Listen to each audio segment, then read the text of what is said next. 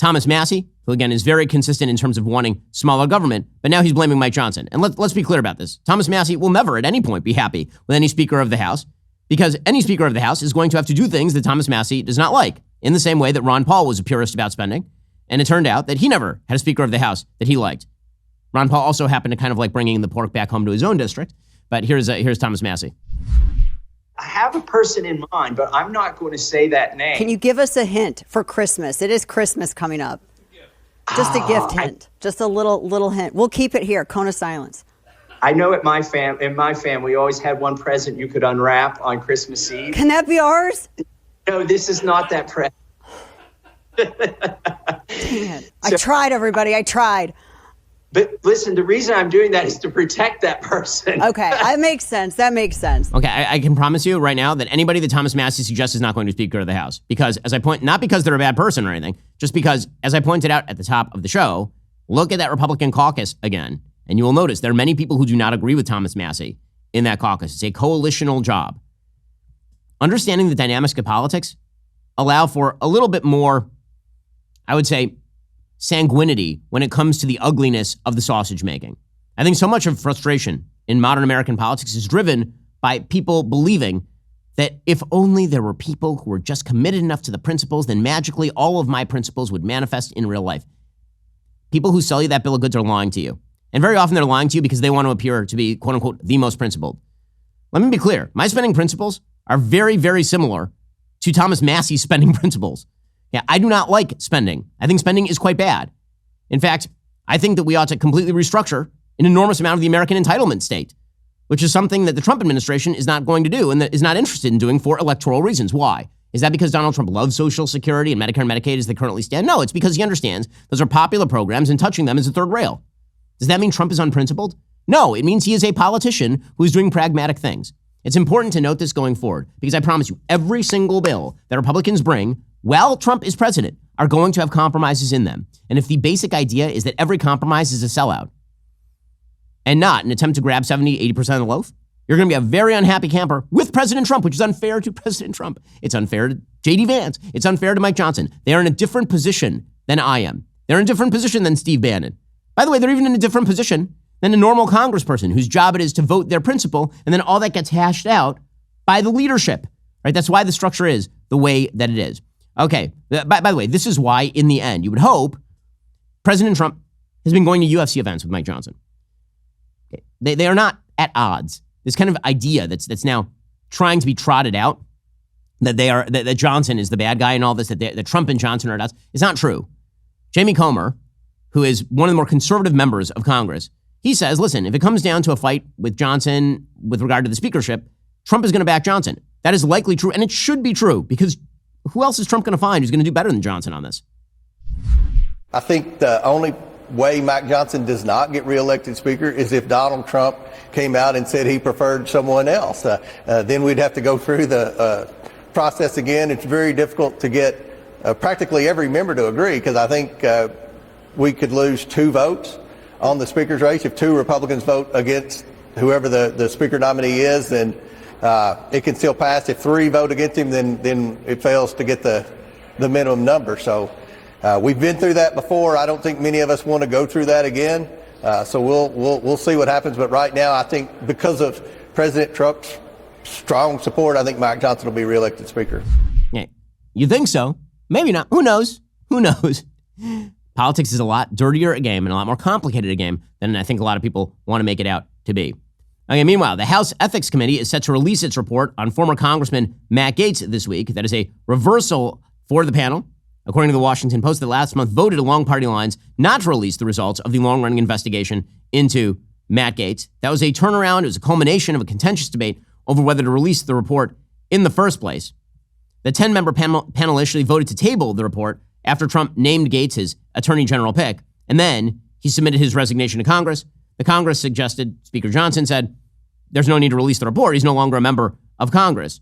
However, that all sort of fell apart in the House Ethics Committee. The House Ethics Committee then voted in order to release the report. Matt Gaetz says that maybe he'll come back in and create a bit of havoc. He's responded to the news about the release of the report, categorizing his own behavior as embarrassing but not criminal.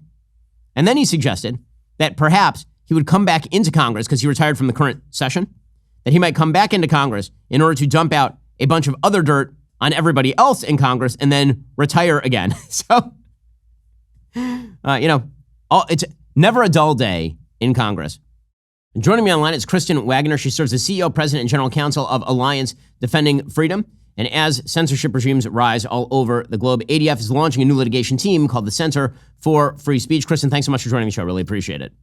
Thanks for having me. So let's talk about why you guys decided to launch the Center for Free Speech and what the mission is. What are your first battles? Well, our first battles are to defeat the censorship industrial complex. Those are three big words, but they pack a powerful punch. And the Daily Wire's very aware of that, I know. For many years, we've had the privilege of partnering with you as you've had different cases come up on campuses and defending rights on campuses to speak freely. But more and more, we're seeing this insidious development of collusive actors and government, private people colluding together to censor speech. And we're determined to use the tools at our disposal to stop it. And I think that there's no greater moment and opportunity, but also no greater threat right now to where we're headed in the next season. We have to take this on and take it on now. It's pretty incredible to see how many states, left-wing states, particularly California, trying to crack down on elements that are clearly free speech. You have a case in which you guys are representing the Babylon Bee because California is basically now trying to ban satire or parody, it seems.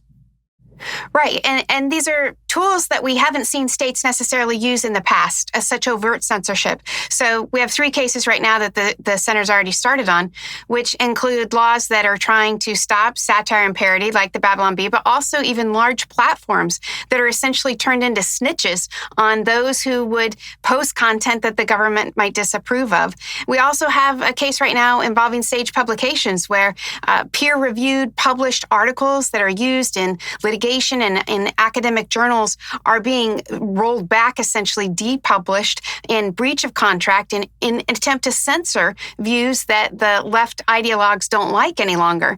In this particular case, the case involves chemical abortion drugs, and it happened during the chemical abortion cases. But I just want to emphasize, I think that one piece of this is also just ensuring there's essentially transparency. And as the Daily Wire sued the Global Engagement Center and the things that are happening in the Texas lawsuit, we need to have more of that because we're seeing the government fund censorship and then hide behind private actors to do its dirty work. Yeah, I mean, I think this is a really important point. One of the things the government has been doing for a long time has been essentially using backdoor pressure to get private entities to engage in censorship. So given the Supreme Court's ruling in the last term that, for example, the Biden administration pressuring Facebook to take down particular content didn't amount to a violation of free speech, what do you make of that? Do you think that is going to change going forward? What sort of violations do you think would be necessary in order to have that very broad-based judgment at least curbed around the edges? I think that the facts matter. You know that in terms of how a court's going to litigate a case, and we just have to keep trying. The one thing you have to do to litigate at the Supreme Court is have a lot of patience. They move in incremental steps. That ruling that you're referring to, Murthy, was based on standing, and it essentially said there wasn't enough proof in the record to say that Facebook would have done these things on their own, that they wouldn't have done these things on their own, that they wouldn't have engaged in censorship on their own. And there were a few other nuances to it, but I think a case that's squarely presented will come back again, and we intend to help bring those cases back to the court because as the dissent in the case highlighted, there is great danger here. The NRA case is another Supreme Court case that was in the same term where that direct coercion or collusion between the government and a private entity was more transparent and visible. And in that case, the court said it was wrong. So we've got to unearth this stuff. We have to ensure that there's transparency through FOIAs and public records requests, and then we have to make them pay. We have to ensure that the platforms that are engaging in this collusive relationship have a reputational cost and stake at place, but also that we're using all the legal tools we can to protect speech. Well, that is Kristin Waggoner. She's CEO, President, and General Counsel for Alliance Defending Freedom. They're doing amazing work. You can go check out all that they do at adflegal.org. Kristin, thanks so much for the time. Really appreciate it. Thank you. Are you tired of the lies and the twists of the mainstream media talking points? Yeah, me too. Join me in my newest series, Fact, where I dismantle and bring truth to this tiring mainstream agenda.